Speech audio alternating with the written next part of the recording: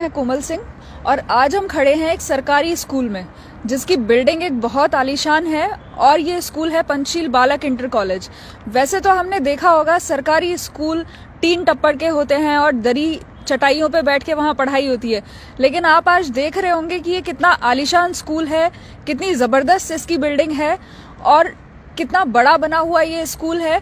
लेकिन क्या जरूरत थी इस स्कूल को इतना बड़ा बनाने की और इस बिल्डिंग को इतनी आलीशान बनाने की? क्या ये पैसे की बर्बादी नहीं है? आइए जानते हैं वीरेंद्र सिंह जी, जो किसी तारीफ के मोहताज नहीं है और जो बताएंगे आपको इस स्कूल की कहानी कि कैसे ये शुरू हुआ, कहाँ से शुरू हुआ और क्या राज है इस स्कूल के इतने बड़े होने के पीछे।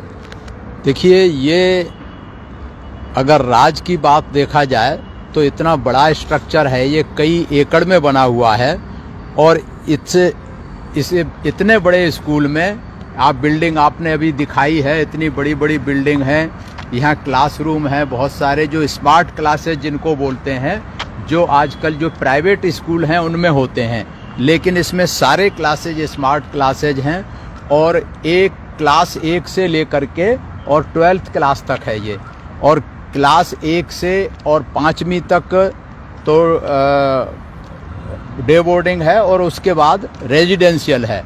100% स्टूडेंट्स को, 100% टीचर्स को यहीं रहना पड़ता है, कंपलसरी, इंक्लूडिंग प्रिंसिपल, सब लोग यहीं रहते हैं।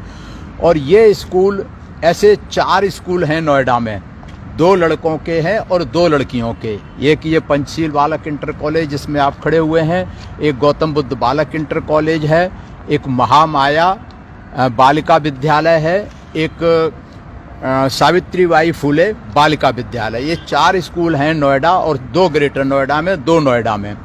तो ये मायावती की जब दूसरी बार सरकार बनी थी तब इनका फाउंडेशन स्टोन रखा गया था।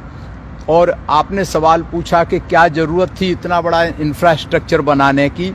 ये बहुत महत्वपूर्ण सवाल है, क्योंकि जो सरकारी बिल्डिंग, सरकारी स्कूल, हॉस्पिटल या सरकारी बिल्डिंग जो भी होती हैं वो नॉर्मली ऐसे ही बनती हैं कि उनकी खिड़की मालूम पड़ा कि वो खिड़की निकुंदी नहीं लगती या दरवाज़ा टेढ़ा है या वो है, तो कोई ज़्यादा परवाह नहीं करता, सिंपली सीमेंट का फर्श कर दिया। अभी यहाँ आप देखेंगे ये जो सीढ़ियाँ बनी हुई हैं ये ग्रेनाइट की सीढ़ियाँ हैं, ये सारे ग्रेनाइट के फर्श हैं, ग्रेनाइट के बरामदे हैं, सारी ग्रेनाइट की हैं। वो ग्रेनाइट जिसे हम अपना घर बनाते हैं जब, तो खाली किचन में एक स्लैब लगाते हैं मुश्किल से, बाकी कहीं नहीं लगाते। लेकिन इसमें सारी सीढ़ियों पे, सारे फर्श में, बरामदे में ग्रेनाइट के फर्श लगे हुए हैं।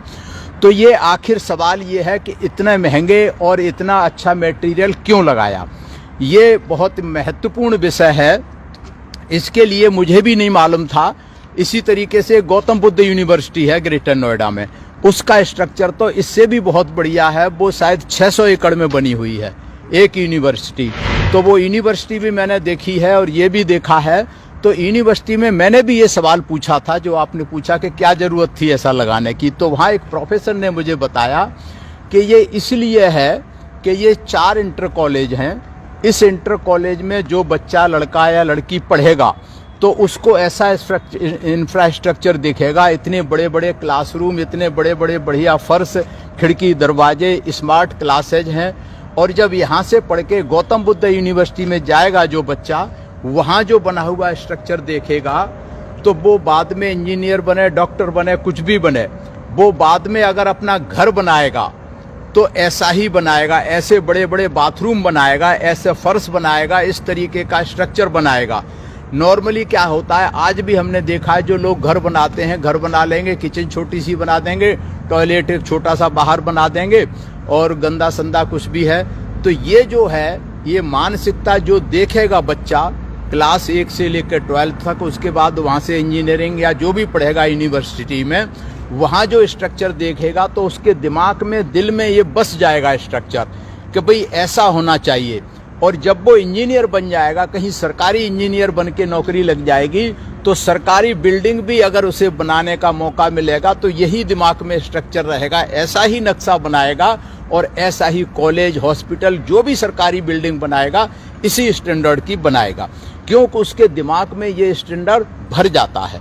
अभी नॉर्मली क्या होता है, जो इंजीनियरिंग करके आ रहे हैं, इंजीनियरिंग कॉलेज भी ऐसे होते हैं सरकारी फटे टूटे से, कॉलेज भी ऐसे ही होते हैं, तो उसके दिमाग में ये होता है कि सरकारी बिल्डिंग तो ऐसे ही होती हैं, तो वो फितूर निकल जाता है। ये कॉलेज देखेगा, ये यूनिवर्सिटी देखेगा, तो उस विद्यार्थी का एक लिविंग स्टैंडर्ड जिसको बोलते हैं, जीने का तरीका, उनके घर बनाने का, मकान बनाने का, बाथरूम, टॉयलेट, कुछ भी बनाने का तरीका उसके दिमाग में रहेगा, तो उसी तरीके का वो बनाएगा। इसलिए ये बहन कुमारी मायावती का ड्रीम प्रोजेक्ट था कि भाई, और ये बहुत सस्ता है, इसकी फीस जो है बहुत कम है।